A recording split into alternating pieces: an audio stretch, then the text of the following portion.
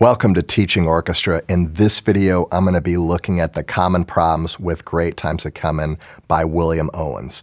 All right, this is going to be a journey, so buckle up and let's get picky. There are a lot of dynamic markings in Great Times A Comin', some of which address balance, like the first few, measure 4 and 5. These are addressing balance, so we're getting our cellos and basses to play softer so that our violins and violas can take over the melody. And similarly, 12 and 13, cellos and basses are getting louder because they're taking over the melody, and we've got mezzo piano for your upper strings.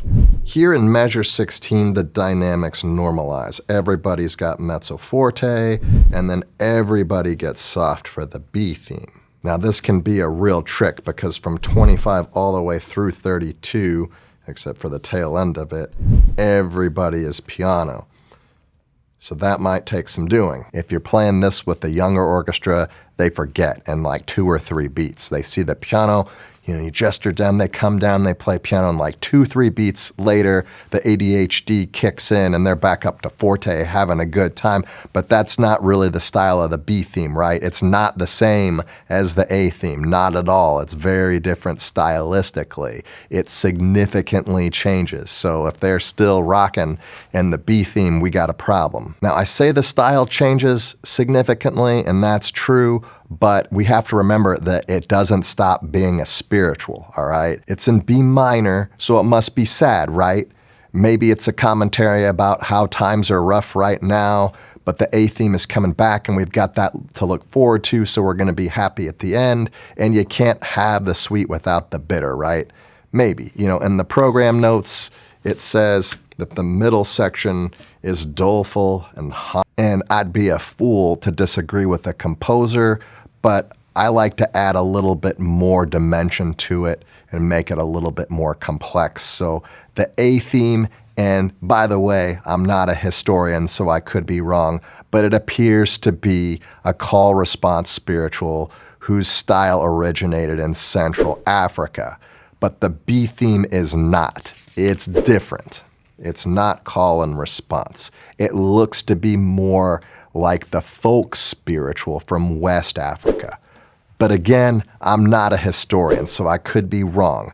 And I just want to be clear, I'm not suggesting that these are arrangements of specific spirituals. That's not what I'm saying.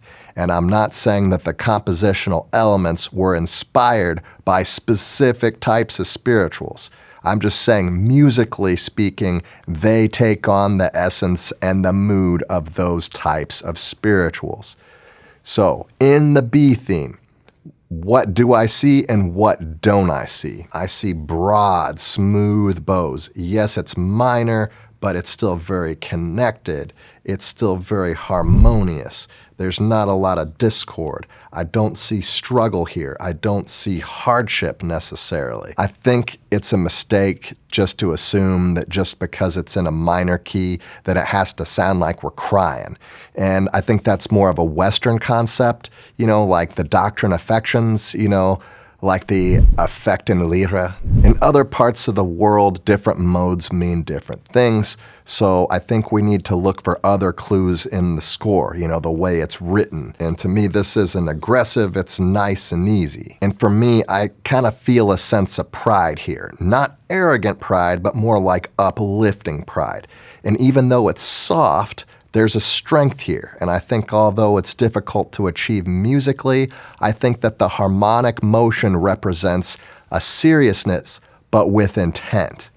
And I could be completely wrong, but that's how I see it. And it's not just, oh, we're sad. It has like a reverence to it. It has a power. It has purpose. So how do we keep the sound full and with intent? Strong, but also soft.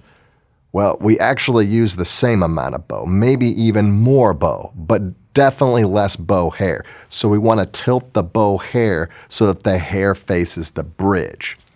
Use your motion, all right? That's really going to help you. If you've seen Season 5, Episode 9, I go over how to move with the bow, and that particular type of motion is perfectly appropriate for this section. It's going to soften the sound without compromising your tone, and it's going to make your bow changes smoother. Okay, that's a lot of technique that your students may be unaccustomed to, but musically complex ideas often require complex technique. So if you really want to tell the story the way you want to, you're going to have to evolve as a musician, and that's that. The B theme requires more technique than the A theme, but sometimes the A theme can sound a bit off too. And what I'm talking about especially is measure 13. When the low strings take on the melody, if your students play too close to the frog, it's gonna just sound angry. And this is understandable because they're trying to project, they're trying to cut through here, but it's not an angry song. Not at all. So you got to match the character of the theme. You got to match what the upper strings had been doing back in measure 5. And I know you're probably shouting back at me right now or actually at your screen because I'm not there. And you're saying, I'm just trying to get these kids to the concert and I've got my own challenges here, you know? And you know, I've got little Timmy, and little Timmy won't sit still or stop talking, and he's disruptive. And it's no wonder why the low strings sound angry, because they're tired of putting up with little Timmy, you know, his behavior day after day. Okay, calm down. If they can understand the point of this piece, they might have an easier time.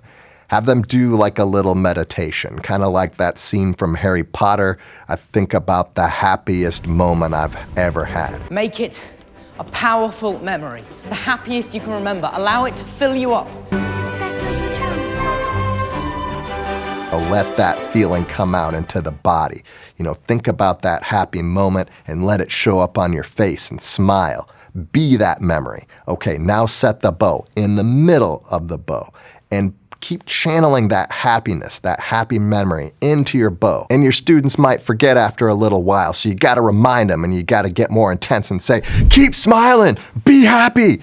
If you don't stop smiling, you and Timmy here, you're fired from orchestra and you can all go kick rocks.